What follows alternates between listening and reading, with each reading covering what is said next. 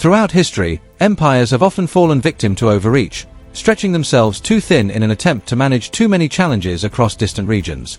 In doing so, they overlook a crucial reality: decline demands restraint.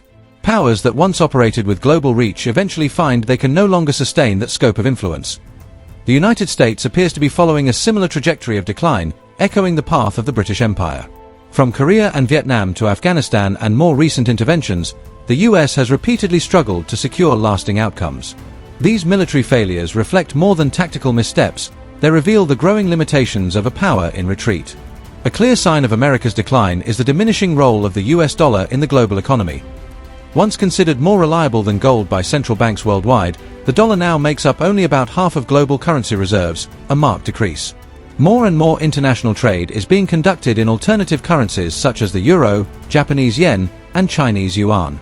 This erosion of economic dominance mirrors the overreach of American political and military power, particularly in regions like the Middle East and Eastern Europe. Israel serves as a vital outpost of the American empire, much as it once did for the British. Its strength and survival are deeply dependent on US support: military, financial, political, and cultural. Amid an enduring and now intensified conflict with the Palestinians, along with rising hostility across the broader Arab world, Israel's long-term ability to stand on its own appears increasingly uncertain. Without American backing, Israel would likely struggle against overwhelming regional opposition. A similar dynamic is unfolding in Ukraine, where continued resistance to Russian forces hinges entirely on ongoing and escalating US aid, support that is becoming increasingly difficult to sustain. Even within Israel, domestic unrest is on the rise. Widespread protests and growing demands for Prime Minister Netanyahu's resignation reflect deep opposition to current government policies, especially the conduct of the war in Gaza. Criticism that is often muted or avoided in American discourse is being voiced more openly by Israelis themselves. This internal political instability weakens Israel's standing further, deepening its dependence on US support. With his influence waning, Netanyahu seems increasingly cornered, resorting to continued military action or heightened threats, strategies that offer no clear or sustainable way forward. The broader Arab world, though cautious and often divided, is gradually coalescing in its opposition to Israel's current course. The belief that endless war can serve as a sustainable strategy is a dangerous illusion, one embraced by leaders like Netanyahu and Zelensky, but disproven time and again by history. Every war, no matter how prolonged, eventually ends in negotiation, often after immense human and material loss. The only viable path forward, in both Israel and Ukraine, amid ongoing conflicts, the deepest tragedy lies not only in the violence but in the erosion of human relationships and the lasting bitterness that follows. Even as the fighting continues, all sides understand that a negotiated settlement is inevitable. Russian President Vladimir Putin once remarked, correctly, that any agreement made with Ukrainian President Zelensky at the outset of the war would have been far more favorable than one reached after years of bloodshed. Time has borne that out. Ukraine is now in a weakened position, and the toll of war has only grown. A similar legacy of animosity and trauma appears to be unfolding in Israel, one that will weigh heavily on future generations, regardless of where blame is placed. This isn't about placing all the blame on one side; there has been wrongdoing on both ends. Hamas committed horrific acts last October, and Israel has responded with overwhelming and destructive force. Yet the pattern of escalation, especially the choice to expand military operations from Gaza to the West Bank and now into Lebanon, has been driven largely by Israeli decisions. Rather than bringing resolution, this approach has only intensified the conflict. The need for negotiation and diplomacy has existed for years. Postponing that essential dialogue has led only to greater violence and deeper suffering. At this stage, history cannot be rewritten. The priority must now shift from retribution to resolution. Still, one must ask, how many failures and military setbacks are required before leaders pursue a different path? The situation on the ground is evolving. Take Russia, for example. Its military has proven more capable than many, including experienced analysts, initially believed. The country's industrial and military output has surged, exceeding expectations and challenging long-held assumptions in the West. This shift forces a reassessment of strategic realities. The notion that powerful nations can shape the outcomes of war through declarations alone, such as the US insistence that Russia would not prevail, has been steadily eroded by the realities on the ground. A similar kind of denial is evident in Israel's approach. Despite numerous warnings, it has pursued aggressive military campaigns while sidelining diplomatic counsel. This posture places allies, especially the United States, in increasingly difficult and morally fraught positions, as continued support for Israeli actions draws If the Israeli Defense Forces were to launch a full-scale invasion of Lebanon, the global diplomatic backlash would be immediate and severe. Outside of the United States, Israel, and perhaps a handful of smaller allies, the international community would almost certainly condemn such an action at the United Nations. This would directly undermine the US's moral authority, particularly its stance in defending Ukraine against Russian aggression.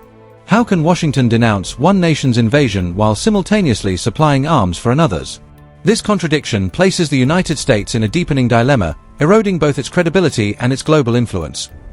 The path forward is not through further military escalation, but through a strategic shift toward diplomacy, dialogue, and the pursuit of lasting solutions. Imagine walking home late at night when someone emerges from a dark alley, armed with both a gun and a knife, offering you a choice in how you'll die. It's a grim metaphor, but it captures the false choices often presented in today's global conflicts. The answer isn't to choose between two terrible options, it's to reject the premise entirely and seek a third path. For the United States, that means stepping away from the cycle of military interventions that have repeatedly failed to deliver lasting results. Instead, it must prioritize negotiation and diplomacy. When a power like Russia challenges the boundaries of Europe, pretending it can be ignored is not a strategy. The only realistic path forward is dialogue, however difficult or uncomfortable it may be. Similarly, in the Israeli-Palestinian conflict, escalating violence has repeatedly failed to bring lasting peace. History makes this clear. Every new war, every so-called defensive incursion into Gaza or Lebanon has claimed to be the final blow, yet each has only deepened the conflict and extended the cycle of suffering. It reflects a flawed military logic that assumes a decisive victory can resolve fundamentally political problems. From Clausewitz onward, the sharpest strategic minds have understood that war is merely politics by other means.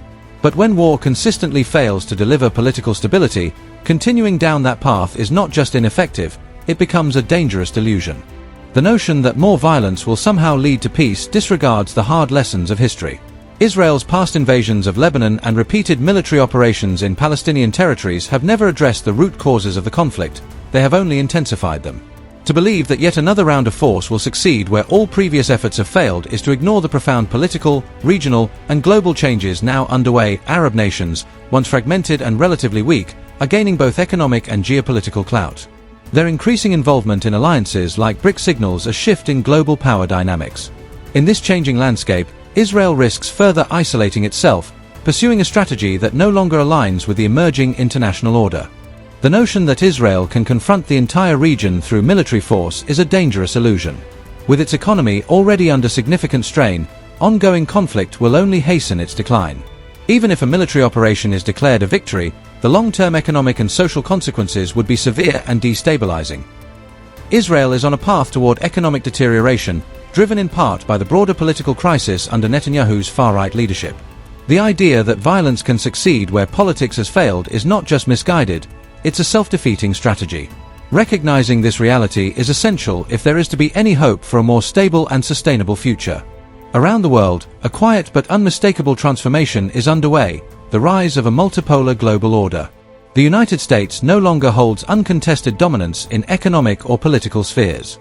Those who cling to outdated strategies, whether through ill-conceived wars or ineffective sanctions, risk facing serious and lasting consequences.